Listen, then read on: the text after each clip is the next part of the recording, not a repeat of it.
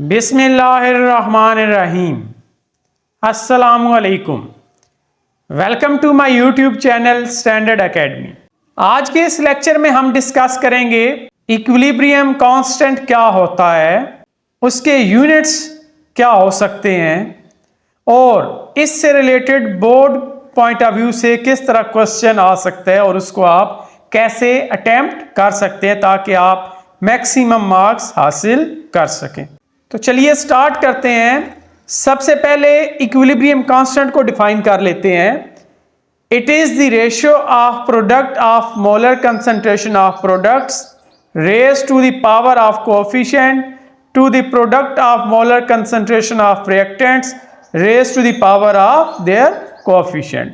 अब इस डेफिनेशन को समझने के लिए हम फर्ज करते हैं कि हमारे पास एक इक्वेशन है जिसमें ए एंड बी जो कैपिटल हैं वो रिएक्टेंट्स हैं और वो तब्दील हो रहे हैं product capital C and capital D के अंदर, जबकि जो स्मॉल ए और स्मॉल बी है ये नंबर ऑफ मोल्स हैं ए और बी रिएक्टेंट के, जबकि स्मॉल सी और स्मॉल डी ये नंबर ऑफ मोल्स हैं प्रोडक्ट सी एंड डी के।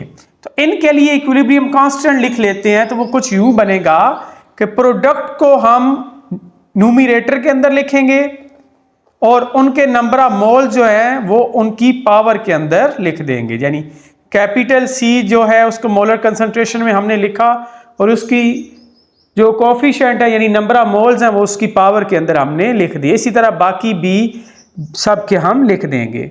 जो रिएक्टेंट है हमारे पास उसको हमेशा हम डिनोमिनेटर के अंदर लिखते हैं जब हम इक्विलिब्रियम कांस्टेंट को राइट अप कर रहे होते हैं, और उनके नंबर ऑफ मोल्स भी या जो उनके कोएफिशिएंट है वो उनकी पावर के अंदर हम लिख देते हैं।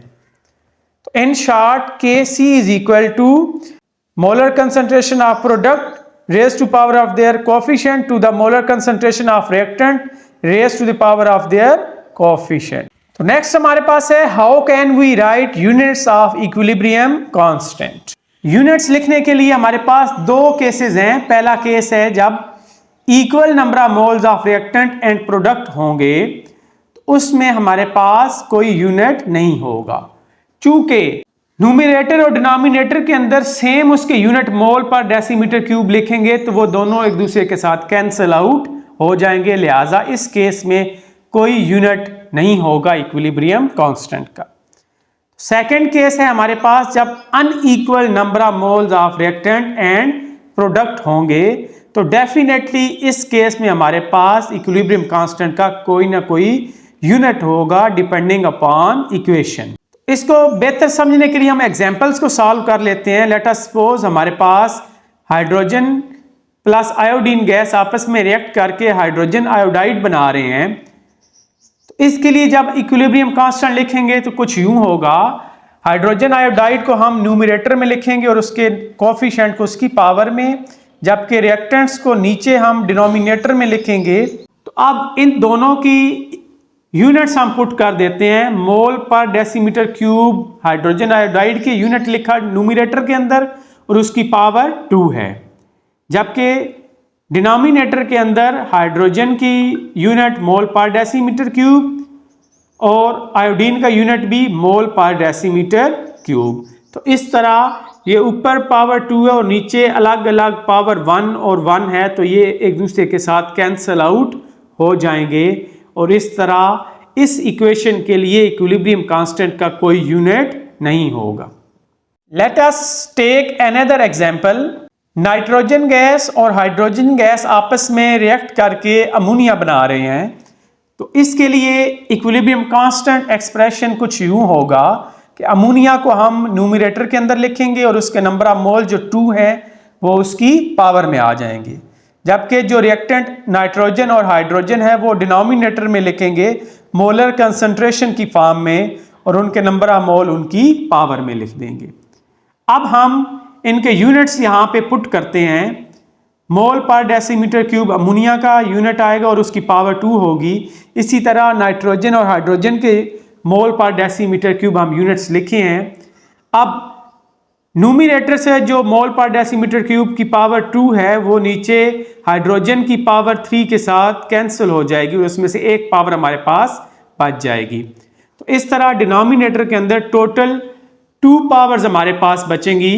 तो 1/मोल पर डेसीमीटर क्यूब की पावर 2 हो जाएगा। तो जब इसको न्यूमरेटर में लेकर जाएंगे तो ये पावर के साइंस इन्वर्स हो जाते हैं, यानी जो नेगेटिव है वो पॉजिटिव हो जाता है और जो पॉजिटिव है वो नेगेटिव हो जाता है। तो फाइनल फॉर्म कुछ यूनिट्स की यूं बनेगी, dm यानी डेसीमीटर की पावर 6 पर मोल स्क्वायर। नेक्स्ट एग्जांपल है हमारे पास जिसमें N2 यानी नाइट्रोजन गैस और ऑक्सीजन गैस आपस में रिएक्ट करके NO बना रहे हैं। इसके लिए इक्विलिब्रियम कांस्टेंट एक्सप्रेशन कुछ यूं होगा, Kc is equal to molar concentration of NO raise to the power 2 to the product of molar concentration of reactant that is N2NO2। इसके यूनिट्स जब हम लिखेंगे तो अब चूंकि न्यूमरेटर और डिनोमिनेटर के अंदर पावर सेम है, लिहाजा इसके यूनिट्स एक दूसरे के साथ कैंसिल आउट हो जाएंगे और हमारे पास कोई यूनिट नहीं होगा इस इक्वेशन के लिए। अब हम देख लेते हैं कि बोर्ड एग्जाम्स के अंदर इस टॉपिक से क्वेश्चन कैसे आ सकता है। तो सबसे पहला है व्हाट इज इक्विलिब्रियम कांस्टेंट। तो बेटा ये हम इस लेक्चर के स्टार्ट में ही हमने सबसे पहले इक्विलिब्रियम कांस्टेंट को डिफाइन किया और वो इसके अंदर हम लिख देंगे। नेक्स्ट क्वेश्चन है right the equilibrium constant and its unit. तो इसमें हम इक्विलिब्रियम कांस्टेंट को डिफाइन करेंगे और साथ में सिर्फ केसेस बता देंगे कि जब equal number of moles of reactant and product होगा तो कोई यूनिट नहीं होगा, जबकि जब unequal number of moles of reactant and product होंगे तो उस वक्त इक्विलिब्रियम कांस्टेंट का कुछ ना कुछ यूनिट होगा depending upon coefficient of reactant and product. Next, what is equilibrium constant and state its unit. तो सेम जो ऊपर वाला क्वेश्चन है ये उसी से मिलता जुलता है, तो इसका आंसर भी सेम होगा। Find the units of Kc for following reaction, जिसमें नाइट्रोजन और हाइड्रोजन आपस में रिएक्ट करके अमोनिया बना रहे हैं। तो इसको मैंने बहुत डिटेल के साथ ऊपर मैंने समझा दिया। लास्ट क्वेश्चन है हमारे पास write equilibrium constant for a general equation, जिसमें फास्फोरस ट्राइक्लोराइड और क्लोरीन गैस रिएक्ट करके फास्फोरस पेंटाक्लोराइड बना रहे हैं। तो इसके लिए Kc कुछ यूं होगा, Kc is equal to molar concentration of PCl5 numerator के अंदर आएगा, जबकि डिनोमिनेटर के अंदर दोनों रिएक्टेंट को मोलर कंसंट्रेशन फॉर्म के अंदर लिख देंगे।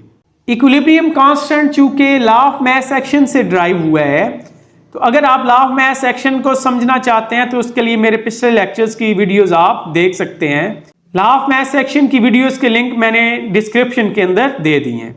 मैं उम्मीद करता हूं कि आपको आज का लेक्चर अच्छे से समझ आ गया होगा। अगर आपको आज का लेक्चर अच्छा लगा तो इसको लाइक कर दें और चैनल को सब्सक्राइब कर दें ताकि आइंदा आने वाले लेक्चर्स नोटिफिकेशन आपको मिल सके।